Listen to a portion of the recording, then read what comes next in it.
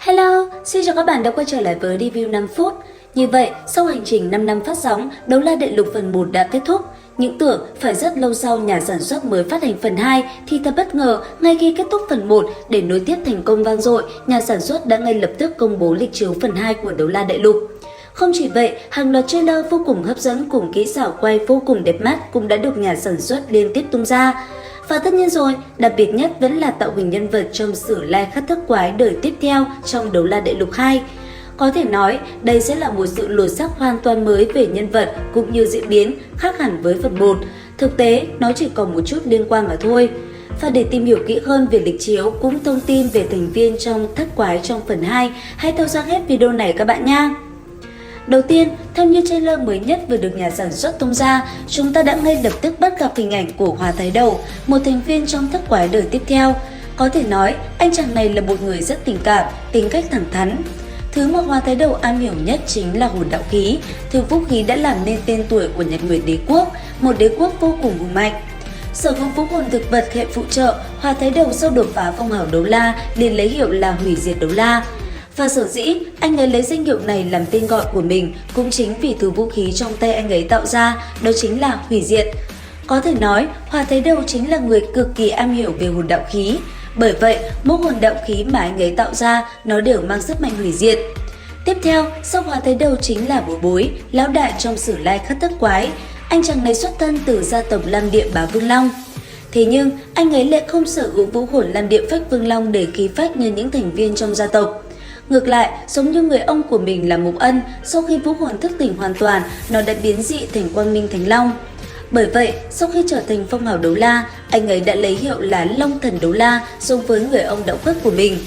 Để nói về tính cách, Bối Bối chính là người hiểu chuyện, tính cách vô cùng trầm ổn nhất. Bởi vậy, anh được rất nhiều người yêu mến. Và tiếp theo, sau Bối Bối sẽ là Hoắc Vũ Hạo, nhân vật chính trong phần 2 Đấu La Đại Lục. Nói đến Hoắc Vũ Hạo, đây có thể nói là một người hoàn hảo.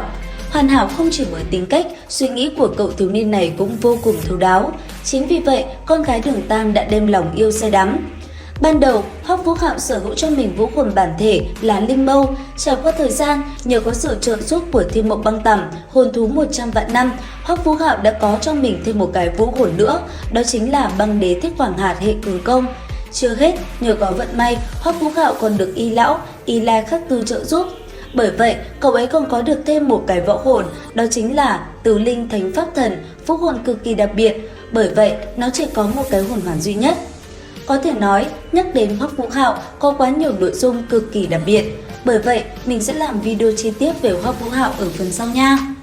Và kế tiếp, trong sử lai khắc chúng ta còn có thêm 4 người nữa, đó chính là Đường Vũ Đồng, con gái Đường Tam, từ Tam Thạch, tay chơi hệ phòng ngự, sang Nam Nam, cô gái mang tốc độ của tia chớp, Tiêu Tiêu, mỹ nhân hệ phụ trợ.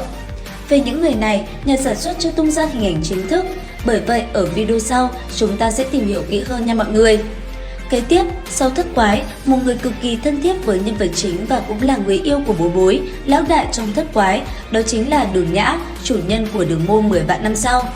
Có thể nói, nhắc đến Đường Nhã, nàng là người chịu nhiều bất hạnh nhất. Tông môn suy tàn, bản thân sở hữu Lam Ngân Thảo nhưng chỉ là phế vũ hồn. Bởi vậy, vì thực lực yếu kém, thế nên nàng đã quyết tìm cho mình một con đường riêng. Bởi vậy, nàng đã bị sát khí ăn mòn, cuối cùng trở thành Tào Hồn Sư. Rất may sau này, Hoắc Vũ Hạo đã cứu được nàng. Có thể nói mặc dù số phận bi đát, thế nhưng nàng thật hạnh phúc khi có Bối Bối kề bên.